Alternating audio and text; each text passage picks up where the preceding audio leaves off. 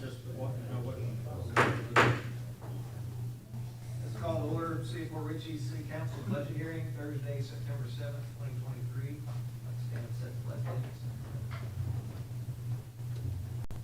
Allegiance to the flag of the United States of America and to the republic for which it stands, one nation, under God, indivisible, with liberty and justice for all. Clerk, take roll, please. Mayor John Eric Hoover. Here. Vice Mayor Todd McClary. Here. Councilman Tom Kinsella. Here. Councilwoman Linda Rodriguez. And let the record show that Councilwoman Linda Rodriguez is absent from tonight's meeting. Councilman Bill Colombo. Here. City Attorney Nancy Meyer. Here. Interim City Manager Sal Carey. Here. Thank you. I'd like to open up to the floor for the comments from the general public. I have no signups. Anybody show of hands like to speak?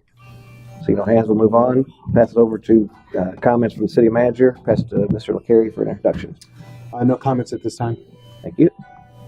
With that, I'll open up to the comments from the mayor and city council. Start from my right. I have nothing. It's a budget hearing. Yep.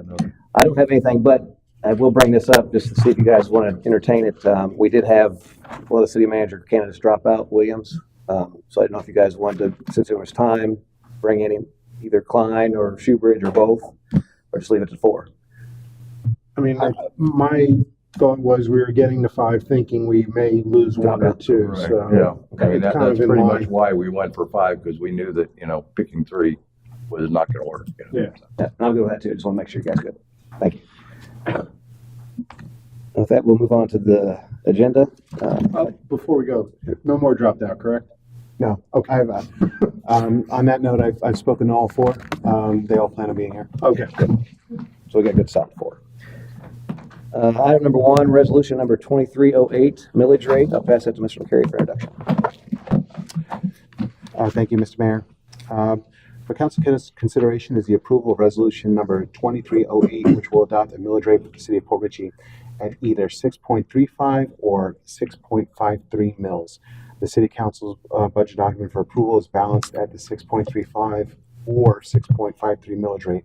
The higher rate is to discuss additional code enforcement position. City staff has prepared both versions of this resolution for council consideration. Looking for a motion to approve either resolution 2308 at the millage rate of 6.35 or 6.53. Open up for discussion and or motion. Well, I'm still not convinced we need a second code enforcement officer. I know one would be nice, but for the size of our city, I don't think it's necessary. I'm really reluctant to raise the millage rate even a fraction. So that's where I sit on this matter. I believe that we should bring on another code enforcement officer with the way that the city's been growing, and we can't get behind any further than we're already. We're trying to stay ahead of the game, and I think this is an opportunity is bringing another officer on board. I think a lot of the comments that we received last night were code related. A lot of the citizens were talking about equal distribution of the code and making sure we're doing our code enforcement. If our current code officer, Jeff, were to leave tomorrow for whatever reason, we would be back where we have no code officer again. So this is, to me, and this wouldn't be the first time that this has happened. I believe a year ago we had a no code officer for several months. Well, we outsourced it too for a while, And that didn't work out. yeah, it didn't work out. We tried outsourcing it. We tried going without one for a while, which was even worse than outsourcing. So this also puts a little bit of redundancy in that in that plan as well. So we don't get the comments like we got last night where lack of code enforcement. Also came out last night that, due to the workload of just the residents and the amount of code enforcement that the residents need, commercial code enforcement isn't being done. This would alleviate that concern. So I'm in favor of raising it. I think it is needed. I think we are trying to grow the city. I think we're trying to make the city something to be proud of, something clean, and that is one of the ways, and probably the most important way to do that. And we're supposed to be taking on another, 500 residents, probably more in the next 6 to 12 months with all the development that's going on. So that is another 1/3 of the residents in the city who are going to be needing code enforcement. So we might as well get ahead of the curve. So my comments, and I'm going to echo what Bill stated, because I am definitely not in favor of raising the millage rate. Now, whether we need another code enforcement officer, I trust staff that there is more work to be done, so I'm sure we need some help there.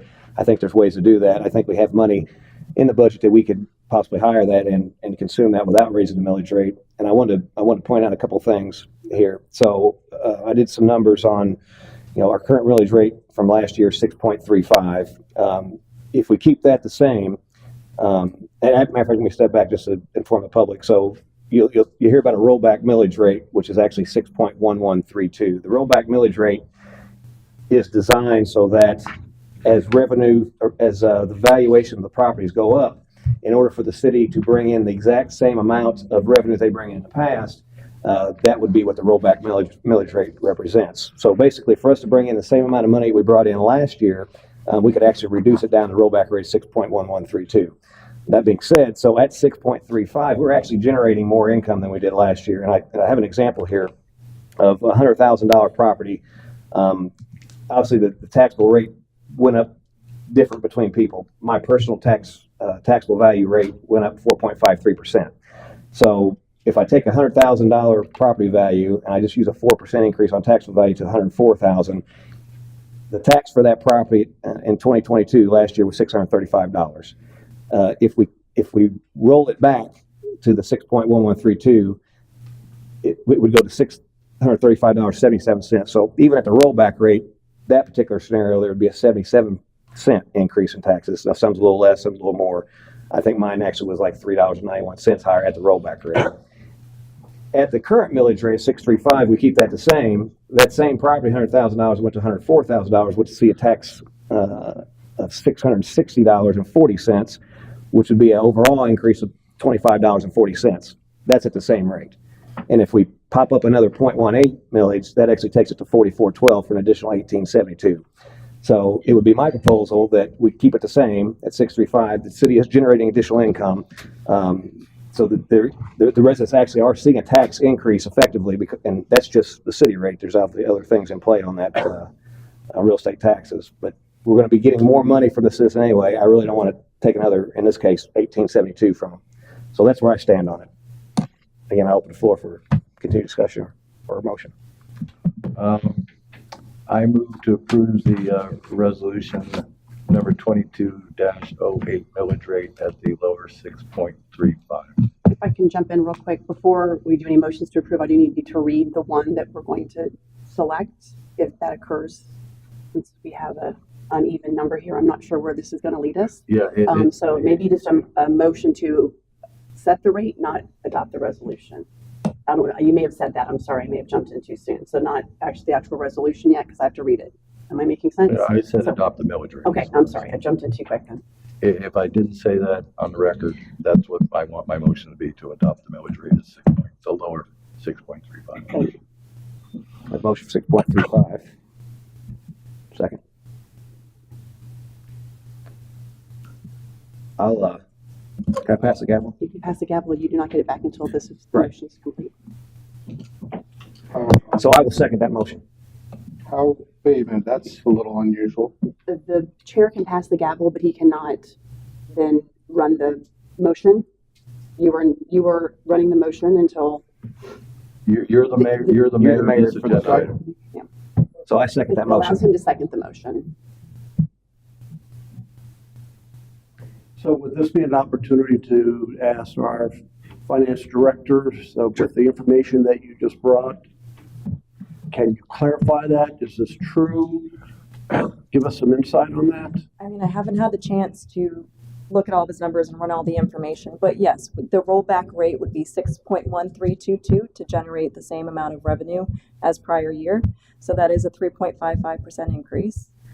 just to keep the millage rate the same at 6.35. There's also no adjusted rollback rate, isn't there? That is the rollback rate, is So, I mean, there's 6.13. two though. There's an adjusted and a rollback rate. Sorry, I It just- was on the formula. oh, okay. They Well, may that's have been that's the what we same amount. typically go by, is the rollback rate. Well, no, we've actually Which would adopted, generate the same amount of actually revenue. adopted the adjusted rollback rate in the past. So I'm just saying.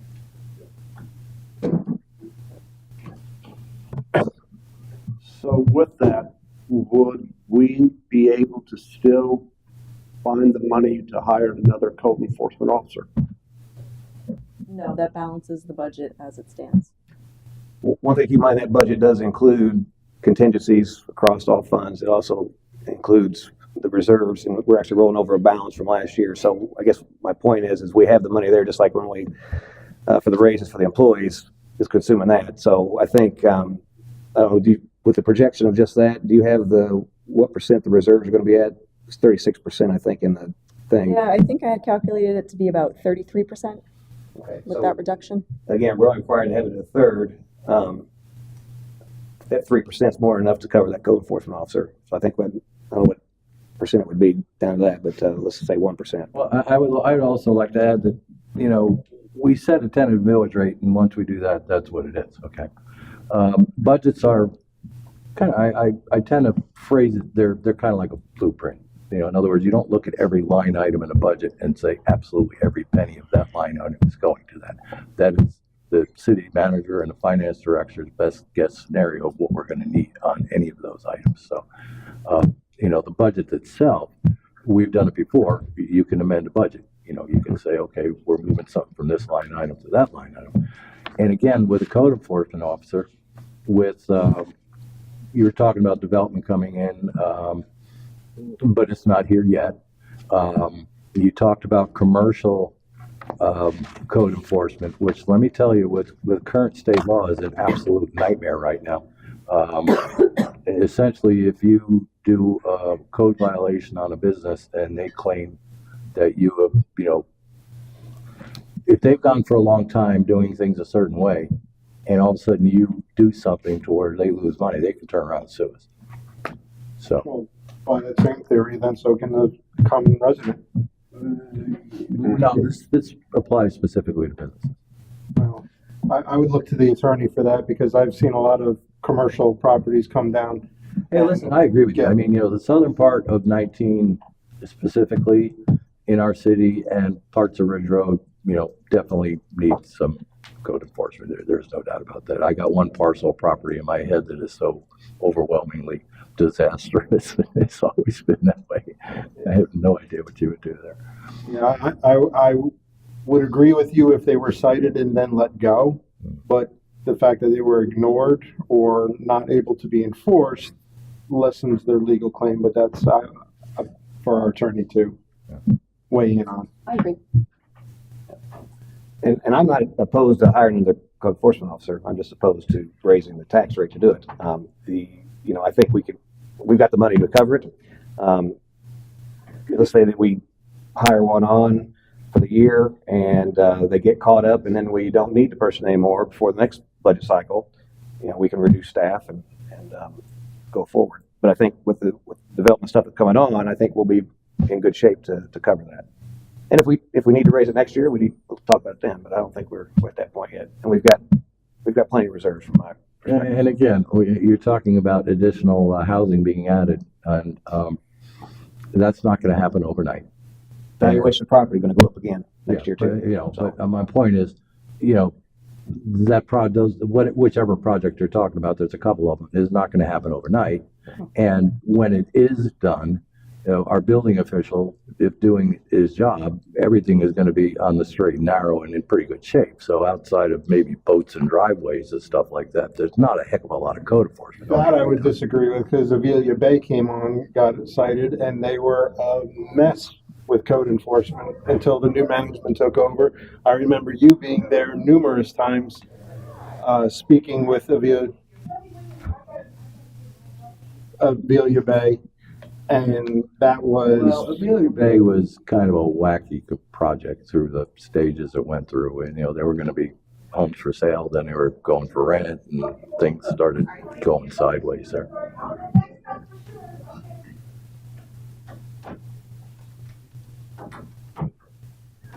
So the invisible sound barriers are off tonight? Yeah, Oh, they are. I'm sorry about that. Go ahead, I'm sorry. The mayor keeps saying that there is money for it, and the best person who would know that would be our finance director. And I have yet to see her shake her head up and down that there is reserves for that position. And I just have concerns going forward. The city has been in this. We've been lacking proper enforcement. You could drive almost down any street. You could see the violations continuously. And I thought, we were trying to take some pride back to the city. And if we don't have the tools and the resources to enforce it, then, there goes the pride. And I have heard from the citizens, they want the pride. We heard it yesterday with some of the issues. So ignoring it and not giving the tools our building department needs, then they're still going to be laughing at us. Yeah. Here's my thought. We're going into this budget season negative $340,000 on the general budget. It's the money we were raising, or actually probably more than that. I think it's We're carrying over money. no. We're going in this upcoming budget season's negative 300 because I'm pulling out of reserves and I'm pulling out of contingency in order to support the pay raises. You're ending this budget year negative $400 and some thousand. We're hoping next year that revenues increase through increased house values and through increased development to try and negate some of that negative $400,000 carryover into the next year. So this fund balance here, just a general fund, is carrying over 350 grand. That's from last year to this year. From this year to next year's negative 400 grand. If this is fiscal year 23 carry forward, is that not going into 2024? Yes, that makes up the fund balance figure, the estimate, the 36%. I think what he's referring to is we used about $150,000 of contingency, so we reduced that. And then we're using some of our reserves to fund these positions. I mean, we're not in the negative, no, but we are using some of our reserves, yes. I think On a that's what- cash on cash carry forward basis, you're negative, but you have reserves and you have contingency to balance it out. We're reducing those two items, yes. Right. But we still have money in the bank, and there's another thing in play here. Obviously, interest rates have went up. I don't see those necessarily going down to the pre-levels this year. So we're looking at what we drawing about $4,000 a month in interest, I think, is what I saw. For the year, it was about $80,000 in the general fund. Okay, so we're going to continue to draw that interest, which we weren't planning on originally. I think it's probably updated now, right? Are we planning on that, or are we It's still in not the planning? revenues, yep, sorry, it's about $100,000 now that I'm thinking about it in the general fund, and I did budget for that. So, and another thing I want to add, obviously we've got a new city manager that's going to come in, that's going to look at staff, and I'd really like to make that decision fall on him as he reviews that department and see, is there some processes we can change or whatever, or do we actually need one? Maybe we need two, I don't know, but at that point, I think he has the ability to adjust staff accordingly. We do got still 7 open positions. Again, that could be looked at to see if maybe one of those positions changed to code enforcement officer as opposed to what they were doing. Again, I don't know. I'm not involved in that, but that's something that I would expect a new city manager to do is look at staffing and see if through attrition we can, and maybe we don't, what's the example of open position we have? What's open now? Public Works Director? All right, well, not that one, but what's one of the? I believe we still have, do we have any police positions open at this time to dispatcher? That was taken care of? Huh? Dispatchers. That we need? Part-time. So those are open. I have utility positions that are open besides the director, but that's on the utility fund, so that's not, not affecting general fund. I don't have the list of all the positions. Well, that's fine. Let's say position A, we decide we don't really need that, we can get by without it. We make that a code enforcement officer, that salary goes with that, we're covered. And that's, you know, that's something that city manager needs to be looking at when he comes in is current staffing, look at all the processes, see if there's things we can do better. I know there's things up here we can do better to save money. And as we look at these studies and stuff, maybe we don't do 2 studies this year, and then that covers code enforcement. Again, I think we have the ability to, if we need another code enforcement officer, we can fund it. At the very least, we have the cash in the bank. Instead of having 33% reserves, we'd have 32%. Still well above the amount of reserves that we are required to have. And again, there's other things that we need to spend money on in the city, and much more important than the code enforcement officer. And so if we're going to raise millage rates, you know, if it's for that type of thing, then that makes some sense. But for this, I don't think it's the right thing to do. This is where I'm at. So.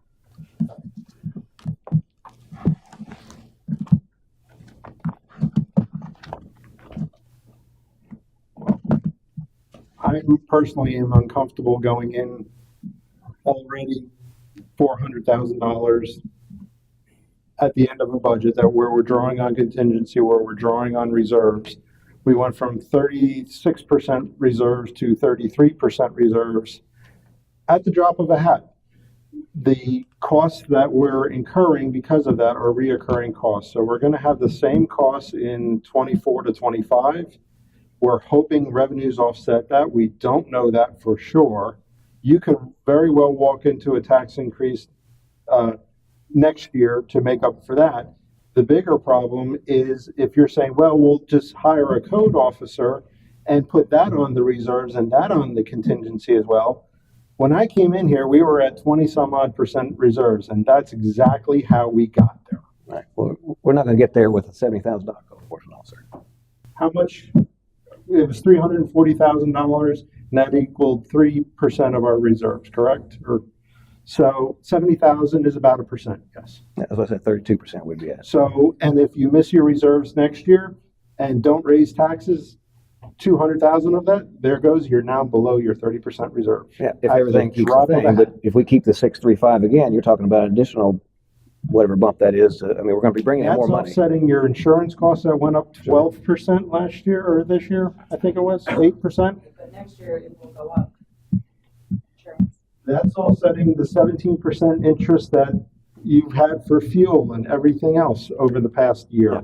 And I'll commit to you right now that next year when we have these budget hearings, if we are in trouble, we'll raise millage rate. I just don't think we need to do it today. But you'll have my vote at that point when we look at those numbers and see where we're at. I mean, we're projecting a year out. We don't know what's going to happen. But pretty certain, obviously, prices are going to probably go up. Or they may stay, you know, they've went up quite a bit. Maybe they'll stabilize. Interest rates may stay. You know, our reserves are drawing more interest than they normally do. We might get caught up in code enforcement and not need another code enforcement at that time. I mean, there's a lot of things going to happen in a year's time. Yeah, and I might add, you know, everything is in such a state of flux. Assessed values may go down next year. Yeah. Very well could be. I In mean, which case, you're even raising more money. right. I mean, there's a lot of maybes on what I've heard and could be's and hopefullys. And I don't think that is a very good way to go forward personally, with a whole lot of maybes and hopefullys, and hopefully it'll go up and maybe our tax rates will go up. But meanwhile, we're drawing down our reserves even more. To me, drawing down the reserves to make our, our employees whole and give them a fair wage, that's important. I'm just uncomfortable. Well, there's other ways to generate revenue besides ad valorem. You can change processes and save money that way. You can create new fees or whatever. There's ways we can make money. The fees, for instance, from the building department are a sole source fund. That all the fees go to him. Can't go outside of that. Yeah, matter of fact, I was going to bring it up next council meeting, but we did a study where we looked at the employees, what we're paying those guys, and make adjustments. I think the next logical step is to look at our fee structure. And I just throw one out there example, we charge $2 for having a garage sale. Now, that seems like it's counterproductive. We're probably paying more to actually administer that $2 fee than it is to actually just not have one. Maybe we raise that to $5 or $10 or whatever. Look at our overall fee structure. Some of that stuff is very old. Some of it probably needs to come down, some of it needs to go up. Again, I think we should evaluate that. There's opportunity there to look at our fee structure and make up some shortfalls there. I mean, point being is there's other ways to make money than to go out and crowd and pull it out of their pocket. So you're gonna pull it out of their pocket for doing a garage sale then? Well, that's discretionary, right? Well, you know, and Millage rate is you have to pay it, you know. That I don't like garage sale. sale was, you know, that was in there just so people Yeah. didn't set And up that's just an permanent example of a business fee in their that's front kind of yard. I mean, personally, I wouldn't mind changing that code to just say you can have 2 garage sales per year, and you must notify the city. But you know, the top $2 is ridiculous. I mean, it really is. You know. I don't wanna get into No, the garage sale. that's a Yeah, permanent. it is right now. thing we It's talked just an about. example of a fee that is low, that should be revisited. Maybe it needs to be off the books. Maybe it needs to be increased. But anyway, there's opportunities to change things that we can do better. We could start, if you're here last night, start charging the boat ramp. That's the fees coming in there. I mean, Well, there's, again, keep in mind, we're not allowed to turn certain things like the boat ramp into profit generators. all right, let's We not can- talk about the things that we we can can't raise do. money Let's talk that about the can- things we You know, can. and we went through that a long time before, and especially when you've had grant money, for instance, you can't take grant money for a boat ramp from the state and then tell the state you're gonna discriminate against people that aren't in the city. So that means everybody has to pay that fee. And we looked into the cost, and that's a time for a whole nother discussion. I'm sure we're gonna have it again. We've had it a million times before. And each time it comes up that it just isn't feasible to do. But I'm just making a point that, and we're not allowed to just open up a store and go into business. The state does not allow us to do that. That's fine. And I'm going to go ahead and call the question. It's your item now, but You want to have public input?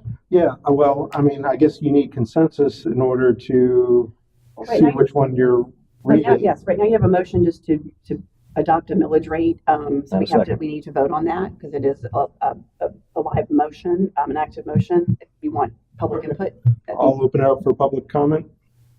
Anybody raise your hand? There you go. didn't let me down. You didn't put your hand up earlier. Kaye, Dave Mueller, 5439 Blue Point Drive. There are other ways to get a pound of flesh. One thing in particular, while I don't disagree, code enforcement officer may be necessary, but I think we need to maybe put some of this onto the new city manager. And these are excellent questions that ought to be addressed in public and private when you're going through your interview process, because potentially we're looking for somebody that's going to come to the table with new ideas, a new way of doing things, maybe look at things the way we've been doing it because we've been stuck in the mud for 30 years in these canals with silt up to your wherever. And at the end of the day, maybe we can try to find those qualities that will help this city move forward. And maybe we have enough, maybe we don't. Those are the kinds of questions that somebody's going to need to make an assessment on. And certainly, we can always do the easy thing and raise the rate. That's simple. The hard thing is to manage people, manage the budget, manage the infrastructure, and try to address a lot of that stuff. And that's what we're looking for a new city manager to do, okay? And try to get a vision out there. And last night, this room was full of people. And if you weren't here, go watch it. It was quite enlightening. And pretty much the people are really wanting to get this city moving ahead. And I think we have the nucleus here to get that done. I think right now, for now, you can always hold the rate this year and see where we land. Potentially, these properties have gone up and will continue to generate a new higher tax base. I'd like to see the thing held and potentially look at opportunities for the new city manager to address all the departments and see if there's opportunities to maybe, have a person do dual roles, cross-train some functionality, have some better management skills to address some of the workload here, and potentially you can spend half your time doing commercial and half your time doing residential, and you can get a little bit done each time rather than totally ignoring it. And I think that's unacceptable. I think that needs to be addressed now. So maybe just a change in the way that workload solves that problem. Thank you.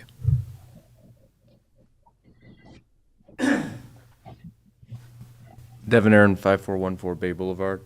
I think we're kind of, moving a little too fast. I think we probably should just wait a year and see what happens, because there's a lot of adjustments that are going to be happening, whether it be the city manager or, increase in revenue. You said 8% projected, right? That was. But our revenues are going to increase 8% for next year. So I mean, we do have money coming in from property taxes and things like that for the city. So and there are other ways to be creative to bring more money into the city. We are a very small city. We're a great city, but we do need more creativity and things like that. Not just the same old tax away. And if you give money to somebody, they'll spend it. If somebody makes $200,000 a year, they'll find a way to spend $250,000 a year. The city is the same way. If you give the city more money, they'll find more ways to spend it, but it won't necessarily be productive. Okay, we probably need another code enforcement person. That's fine. But we need to be more creative as to where it comes from, okay? And if we need to, rob Peter to pay Paul for a year to get through this, to try to, settle the books, and see what comes next year, we should do that. What's it waiting just 1 year just to see? And there's a lot going on right now with the economy and this, that, and the other. We may be entering a recession. I mean, there's all sorts of weird stuff going on. I would wait on this and just give it some time, and we'll revisit this next year.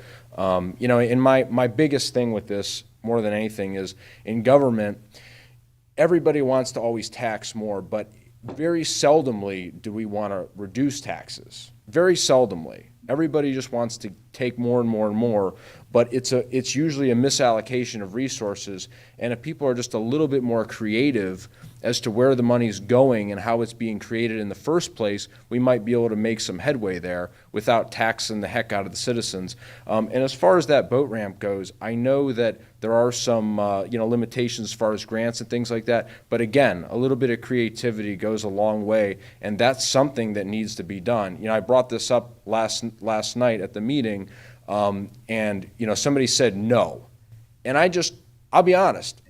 I want to lose it when that happens, because I'm not putting up with this crap, okay? We need to move forward. And we need people to all be on the same page where we can move forward together and make something happen.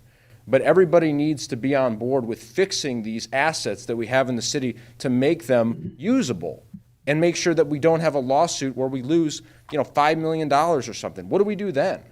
By the way, what do we do then if we have a $5 million lawsuit? There's your contingency out the door. So let's fix that thing. That's very important, Thank you. Anything else in the crowd? Before we go to vote, I do have one more comment based off of that, and what was said.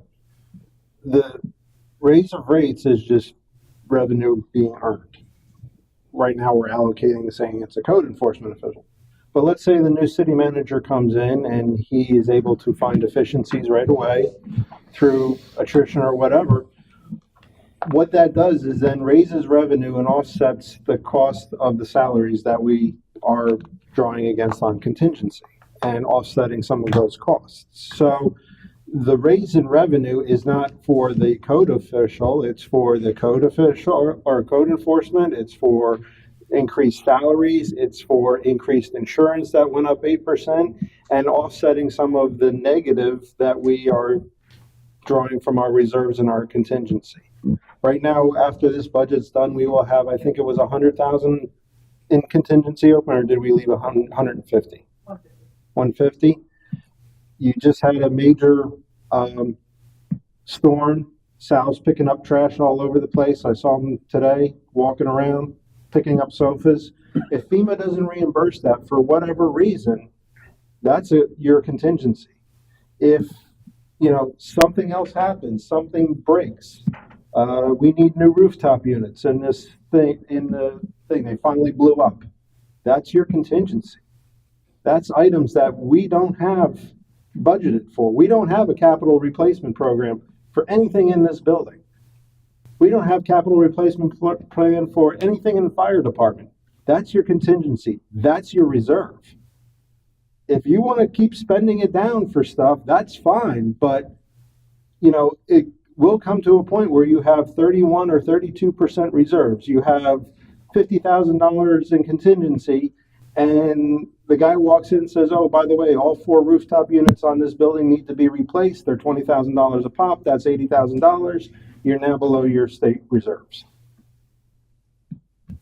So I'm saying we should raise the millage rate. Call it for salaries. Call it for whatever you want. We're going in with a negative at the end of this budget year. With or without the code enforcement official, it's still a negative. You're offsetting the negative.